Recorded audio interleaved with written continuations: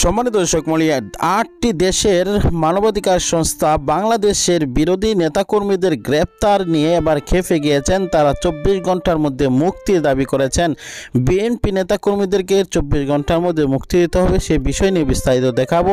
এবং দেখতে পাবেন সেনাবাহিনীদের সাথে প্রধানমন্ত্রীর কোনোভাবেই মিলছে না এবং সেনা অভ্যুত্থান এবং বাংলাদেশের ক্ষমতা দখল করার চেষ্টা চালাচ্ছে।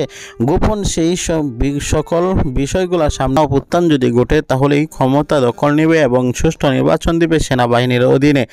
বর্তমান সময়ে আমরা দেখতেছি এই রাস্তা ছাড়া কোনো রাস্তায় খোলা নেই।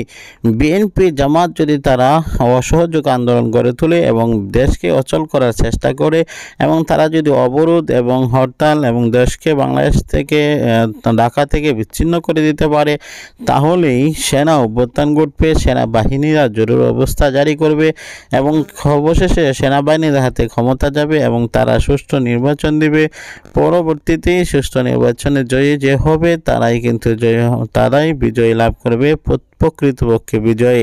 কিন্তু এই সকল কিছু ঘটনা ঘটানোর আগেই বিএনপির জন্য তাদের কাজ হলো তারা গণজোয়ার তৈরি করতে হবে এবং ঢাকা থেকে সারা বাংলাদেশকে বিচ্ছিন্ন করে দিতে হবে, তাহলেই সেনা অভ্যুত্থান ঘটে যাবে বলে মনে করছেন বিশ্লেষকরা। আপনারা কি মনে করেন সেনা অভ্যুত্থান ঘটলে কি দেশে শান্তি শৃঙ্খলা বজায় আসবে কিনা এবং সেনাবাহিনী কি আসলেও এই সাহসটুকু পাচ্ছেন কিনা এবং তারা এগুলা করতে পারবেন কিনা, সেটাই কিন্তু